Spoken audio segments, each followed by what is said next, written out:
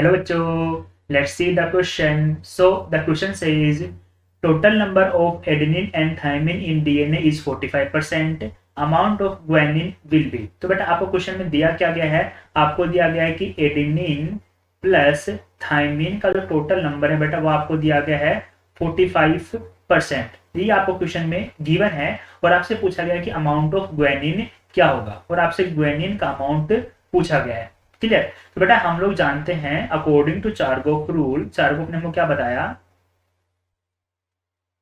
According to चारगोफ्स rule adenine जो होगा बेटा वो किसके इक्वल होगा, थाइमिन के इक्वल होगा, और जो ग्वानिन है बेटा वो किसके इक्वल होगा, साइटोसिन के इक्वल होगा. यानी कि ओवरऑल कॉन्सेप्ट ये है बेटा कि जो प्यूरिन है वो पायरिमिडिन के इक्वल होगा. यानी कि जो प्यूरिन है that will equal to pyrimidine,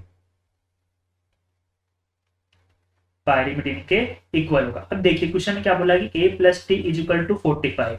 अब बचा कौन, G प्लस सी. तो बेटा G प्लस सी यानी कि ग्वानिन प्लस साइटोसिन किसके इक्वल होना चाहिए, 100 माइनस 45 होना चाहिए.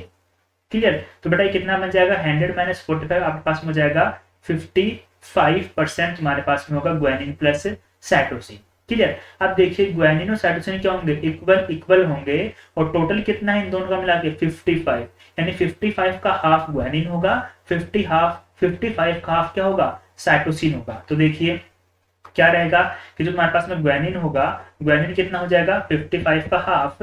सो ग्वानिन में तुम्हारे पास में हो जाएगा 27.5 और साइटोसिन में कितना हो जाएगा 27.5. इन दोनों को टोटल का कितना हो जाएगा ये 55%.